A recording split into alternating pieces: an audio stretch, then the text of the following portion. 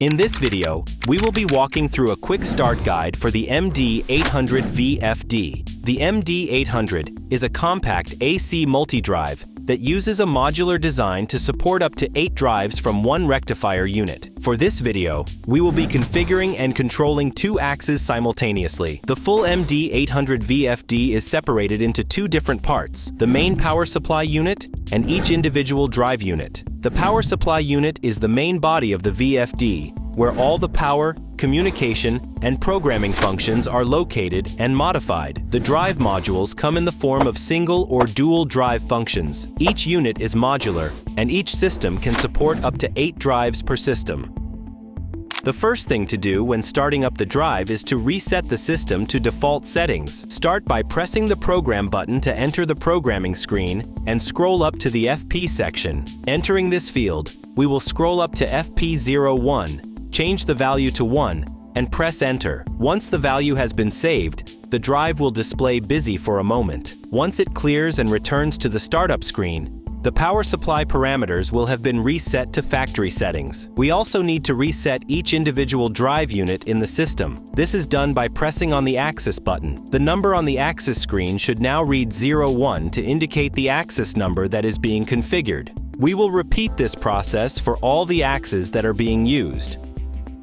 In this next section, we will be setting the motor parameters. The process will be very similar to the MD520 setup, but with one key difference: this process must be repeated for each axis. In order to modify each axis, we will press the axis button. The axis number at the top will change to mirror the currently selected axis number. We will start by modifying axis 1. The first field, F1-00, is the motor type. For our example, we are using a common asynchronous motor, so we will leave the value at default. F1-01 is our rated motor power in kilowatts, which is 200 watts or 0.2 kilowatts in our case. F1-02 is the rated motor voltage, which is 380 volts for our motor. The next field, F1-03, is the rated motor current, which is 0.7 amps. For the next step, we want to set the rated motor frequency. The motor we are using, we want to be rated at 60 Hz. However,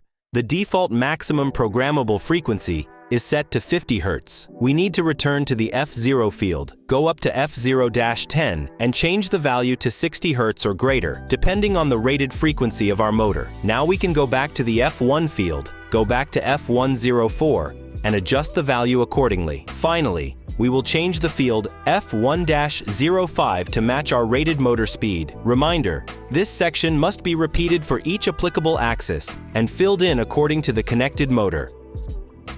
Once we have set all of our motor parameters, we will now auto-tune the motor. Staying in F1, we will navigate downwards to F1-37 and press OK. Set the value based on the type of motor being used. For this example, we will be tuning the motor dynamically, so we will be setting it at 2. Be aware that the motor will turn if you select dynamic tuning. Once you press OK, you will see Tune appear on the display, at which point you press and hold the Run button for 3 seconds and wait for 4 minutes for it to fully tune. When it is finished, the tune will disappear. Repeat this step as necessary for each axis. The next section will cover the control mode for the axes. Each axis can be controlled by a different control mode, so we will have to set each axis individually. We will start from axis 1 and press the back button. Navigating into the F0 field, the first field to be modified will be F0-01. This is the motor control mode. For this example, we will keep it in the velocity over frequency mode. The next field, F0-02, is the command source. By default, it is set to 0 for the operating panel, and we will keep it like that for this example. F0-03 is our frequency source, which we will also keep at 0, which is our operating panel set in the field. F0-08. We will move over to the field F0-12 to change our maximum running frequency of the drive, which is also limited by the value we previously set at F0-10. Remember to repeat this step for each used axis. Returning back to the main screen, we can now press the Run button to start running each respective motor. We can observe both motors running simultaneously. The running frequency can be adjusted in real time by entering F0-08 and changing the value, or by pressing the arrow keys for fine-tune adjustment. We can also adjust the running direction in real time by adjusting the value of F0-09 between 0 and 1 to reverse the direction.